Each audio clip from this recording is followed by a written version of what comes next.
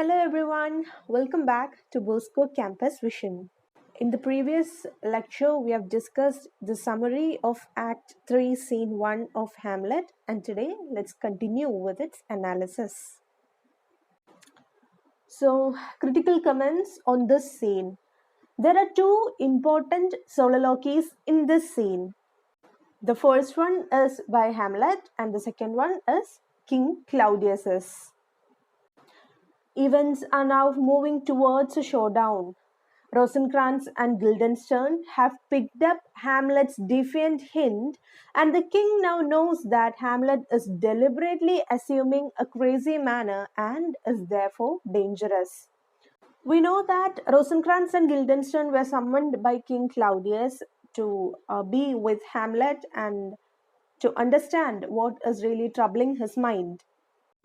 But when they engaged in a conversation with Hamlet, it became pretty clear to them that Hamlet would not open up to them.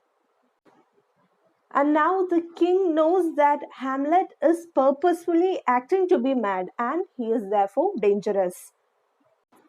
Because he is trying to hide something that he is not willing to share even with his childhood friends. On the other hand, Hamlet, through Polonius, formally invites the king to the performance of a play. We have discussed in the previous lecture that King Claudius agrees to attend the play the following night. So it was through Polonius that Hamlet formally invites Claudius to the play.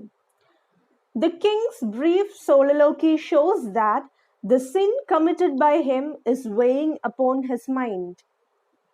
So in an aside, Claudius confesses that his black deed is proving too oppressive for his conscience. Meaning he cannot get over the thought of the black deed that he has committed. And the black deed referring to the murder of his brother. So now we know that the sin committed by Claudius is weighing upon his mind. Hamlet's famous soliloquy, while emphasizing his philosophical and speculative nature, also shows his irresolute and wavering mind. This soliloquy shows a loss of purpose in Hamlet's mind. So Hamlet's famous soliloquy with the lines "to be or not to be." We'll have a separate discussion on this soliloquy alone in another session. So in this soliloquy, where Hamlet muses about death, it proves to be philosophical and speculative, but it also shows his irresolute and his wavering mind. It is not that Hamlet thinks too much, but that he thinks to no purpose. Thought tumbles about in futility instead of pouring purposefully into decision and action. So Hamlet's hamartia is not that he thinks too much, but that he thinks to no purpose. Whatever he is thinking is of no use when it comes to the matters that lay before him. Hamlet is unable to carry out what his late father wanted him to do because his thoughts get in the way and it delays action. When he sees Ophelia, he speaks about her, not of his present attitude to her, but out of the past. He says, "The fair Ophelia, nymph, in thy orisons be all my sins remembered." So when he sees Ophelia pretending to be reading a book, the immediate reaction that he has was that he calls her a nymph and tells her that she should remember him and all his sins in her prayers, in her orisons. So here he is talking to her with tenderness in her words, and he calls her a nymph. A nymph is a mythical creature which is believed to be beautiful maidens dwelling in mountains, forests, trees, and waters. So he calls her a nymph and says that, "Remember my sins in your prayers to God." But the very next moment his attitude changes and he speaks to Ophelia in an insulting manner, asking her to go to a nunnery instead of getting married. So suddenly there is a shift in his attitude, and he asks her to go to a nunnery instead of getting married.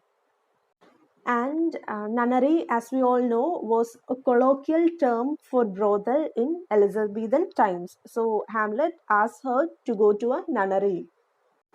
So when he states, "Get thee to a nunnery," to Ophelia, he is expressing his hidden anger towards his mother, who he feels has been unfaithful and incestuous when she married his uncle. And at the beginning of the play itself, we see a brooding Hamlet who seems almost more upset by his mother's marriage than by his father's death.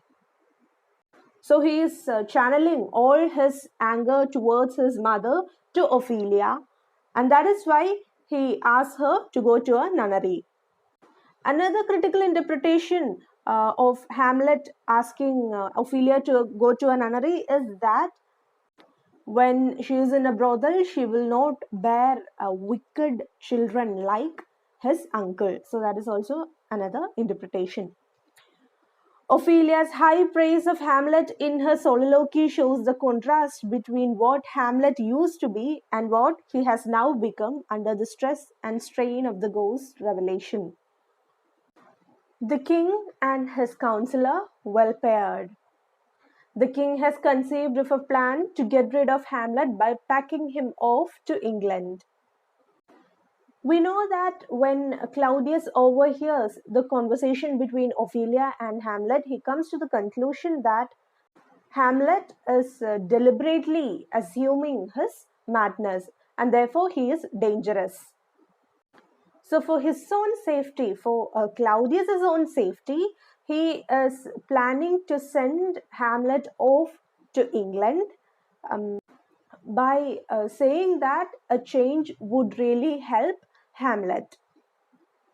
So he has conceived of a plan to get rid of Hamlet by packing him off to England.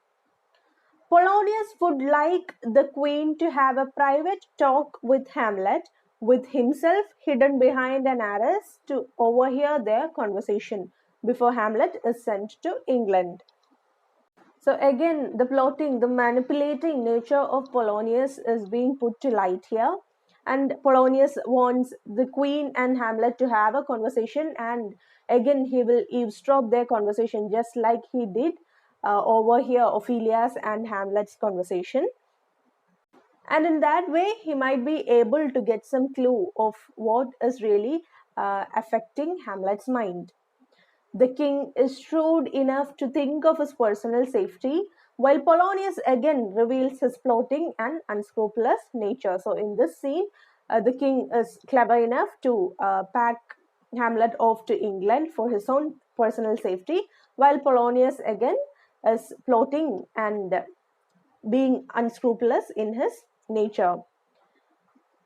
And so, the king and his counselor Polonius are well paired. That becomes the end of this session, and as assignment, note down the major critical points in Act 3, Scene 1. Thank you and have a nice day.